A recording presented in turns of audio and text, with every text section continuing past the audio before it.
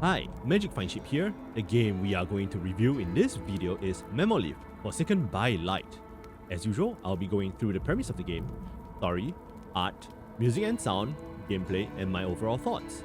I'll also be showing parts of my stream playthrough during the review. Without further ado, let's begin.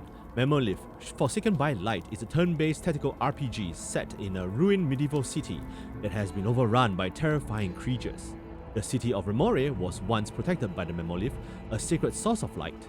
But after the MEMOLITH was shattered, the dark shroud spread across the city, turning most of the living into monsters and leaving only a few survivors behind. Your job is to lead an expedition into darkness, rescue survivors, recover memories of the fallen, and slowly restore the lost light. At first glance, MEMOLITH looks like a standard tactical RPG. You move your party, fight monsters, gather resources, and try to survive each expedition. However, what makes the game interesting is how much pressure it puts on every decision. You are not leading a large army, and you are not overpowering enemies with spells of modern technology. Instead, you are relying on a small group of survivors, careful positioning, weapon skills, and smart planning to get through dangerous situations. What gives MEMOLITH its strong identity is that it is not just about winning battles, it's about surviving long enough to return from the darkness. The story and settings are built around a dark fantasy apocalypse. The world feels bleak, abandoned, and dangerous. Remore is not just any location.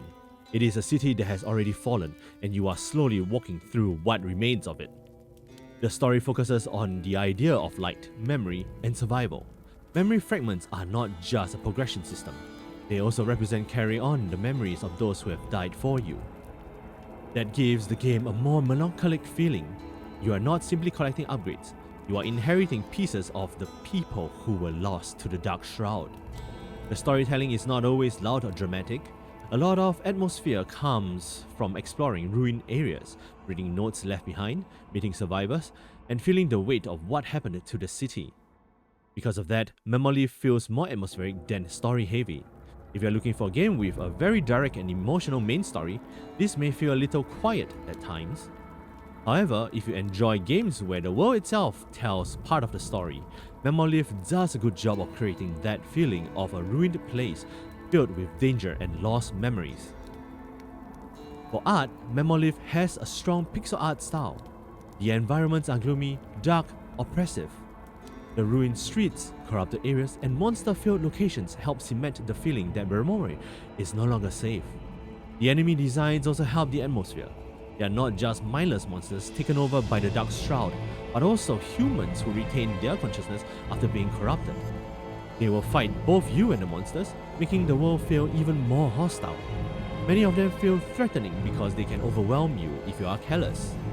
The game also uses darkness and fog well.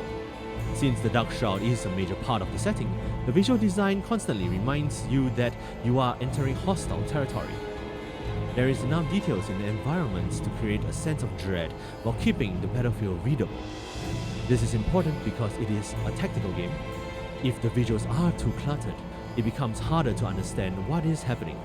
For the most part, MEMOLITH does a good job of balancing the atmosphere with readability.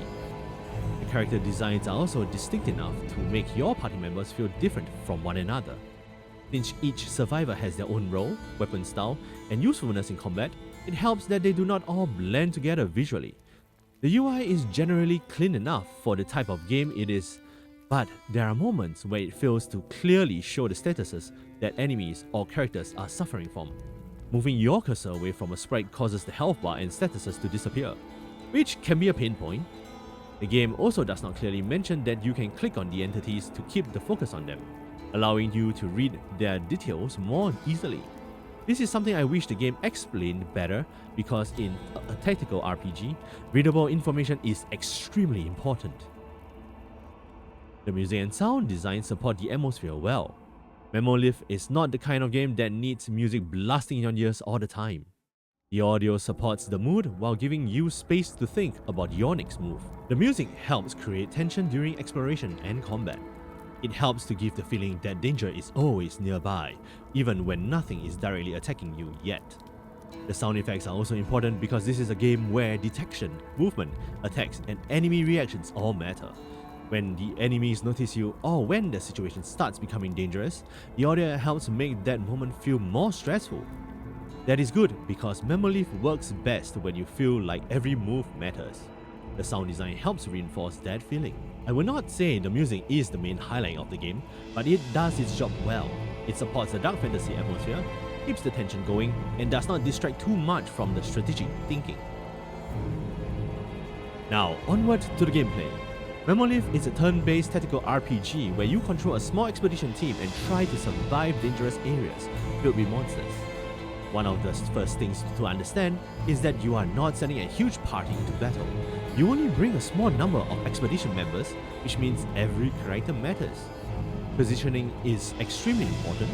Where you stand, which enemy you attack, when you retreat, and how you use the environment can completely change the outcome of a fight. This is where MEMOLITH can be very satisfying. When you manage to funnel enemies through a narrow path, protect your weaker characters, push enemies into bad positions, or time your attacks properly, the game feels very rewarding. It gives that feeling of surviving because you made the right decisions, and not simply because you had bigger numbers. The game also has a strong survival element. You are exploring dangerous areas, gathering resources, activating objectives, and try to make it back alive. The Dark Shroud is not just there for atmosphere, it is also part of the pressure. Each time you set off the next expedition after returning, the Dark Shroud takes over previous areas that you had lit up, causing monsters to return. Because of that, you may need to purify those areas again. This means you need to think carefully about how far you can push before returning. Going further may help you progress, but returning can also cause previously restored areas to fall back into darkness. This makes exploration feel tense. You are always asking yourself questions. Should I keep going? Should I return? Can I handle another fight? Do I have enough resources? Is this position safe? That kind of decision making is one of MEMOLITH's strengths. Combat is also very focused on understanding enemy behavior. Different monsters have different abilities, and some enemies can punish you heavily if you position badly or rush in without thinking. You need to pay attention to enemies' range, attack patterns, vulnerabilities, and how enemies interact with your party. If you are careless, enemies can swarm you and force you into a bad position very quickly. Because of this, MEMOLITH often feels like a puzzle as much as a tactical RPG. You are not just asking, how do I defeat this enemy? But rather, how do I defeat this enemy without putting myself in a worse situation next turn? The memory system is also one of the more interesting parts of the game. By binding MEMOLITH fragments to your characters, you can change their stats, abilities, and combat styles. This gives the game a layer of customization. You are not only choosing who to bring into battle, but also how to shape them. On top of that, weapons and skills also play a big role in how your team functions. Different weapons can change what your characters are good at, and finding the right combination of character, memory, weapon, and role becomes part of the fun. When these systems come together, MEMOLITH can feel deep and satisfying. You start thinking about your party not just as individual units, but as a team that needs to cover one another's weaknesses. For example, the Arbalest has a passive skill that allows him to attack after another ally attacks. If you position him properly, taking down tougher monsters become much easier. The Barbarian also has a passive chance to make an additional attack after killing a monster. Combined with the Arbalest, this can create a useful setup. If the Barbarian does not finish the enemy off, the Arbalest can help make sure the monster dies.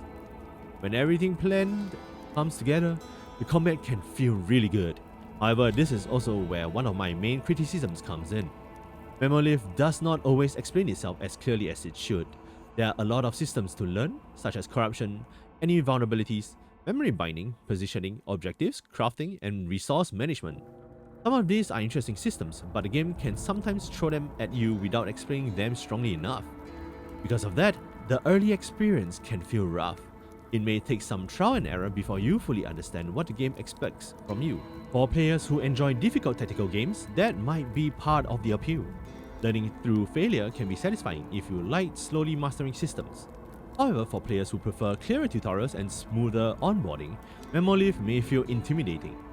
The other main criticism is that I am unable to use more than 3 expedition members. I have 6 expedition members, but I am only able to use 3 to head out each time. This makes it very difficult to change or experiment with other combinations, as when one party works, there is no need to change out the party. This can make things feel very monotonous as the playstyle never changes. The difficulty can also be quite punishing. A single bad move can create a chain reaction where your party gets surrounded, damaged, or forced into a losing position. Personally, I think that works well for the kind of game MEMOLITH wants to be. It is supposed to be tense, strategic, and dangerous. But at the same time, I can understand why some players may find it frustrating. If you're looking for a casual game, MEMOLITH may not be for you. Another point worth mentioning is the pacing. Tactical combat is one of the strongest parts of the game. When you are making decisions, positioning your party and surviving dangerous encounters, MEMOLITH feels very engaging. However, some parts outside of combat may not be as strong for everyone, depending on what you enjoy. Exploration, resource management, crafting, or repeated objectives may feel slower compared to the actual battles. There are also players who may feel that some systems get in the way of the tactical combat rather than supporting it. This is especially true if you are mainly here for the combat and are less interested in survival management or environmental objectives. That being said, I do think the game deserves credit for trying to combine tactical combat, survival pressure, exploration, and RPG customization into one experience. It may not be perfectly smooth, but the ambition is clearly there. MEMOLITH gives you the satisfaction of surviving against overwhelming odds through planning, positioning, and good use of your party abilities. It delivers tense tactical battles where every move feels important. That is the game's strongest point. As for who this game is for, I think MEMOLITH is best suited for players who enjoy challenging tactical RPGs and dark fantasy settings. If you enjoy games like Darkest Dungeon or other tactical games where positioning and decision making matter, MEMOLITH may appeal to you. But if you prefer faster paced RPGs, this may be harder to recommend. This is not a game for everyone. You need to be okay with difficulty. You need to be okay with sometimes losing because you made one bad decision earlier. But if that sounds appealing to you, MEMOLITH has a lot to offer. Overall, MEMOLITH Forsaken by Light is a dark, tense, and challenging tactical RPG with a strong atmosphere, satisfying combat, and interesting customization systems. The pixel art and world design do a good job of making Remore feel ruined and dangerous. The combat can be very rewarding when your strategy works, and the memory system gives you a meaningful way to shape your characters. However, the game can also feel rough around the edges. Some mechanics could be explained better, and the pacing may not work for players who only want constant tactical battles. With all that said, I would recommend MEMOLITH Forsaken by Light if you enjoy difficult turn-based tactical RPGs, dark fantasy worlds, and games where careful planning matters more than brute force. It is not always smooth or easy, but when the tactical combat clicks, it becomes very satisfying. With that, you have reached this part of the video. Thank you very much for watching until the end. If you like what you are watching, do consider pressing the subscribe button and turning on the bell notification. I also stream on the Purple app, so if you'd like to watch my gameplay, do consider giving me a follow there as well. Links are in the description below. Lastly, do leave a comment if there is a game you would like me to play and cover. Once again, I'm Magic Fine Sheep and thank you for watching this video.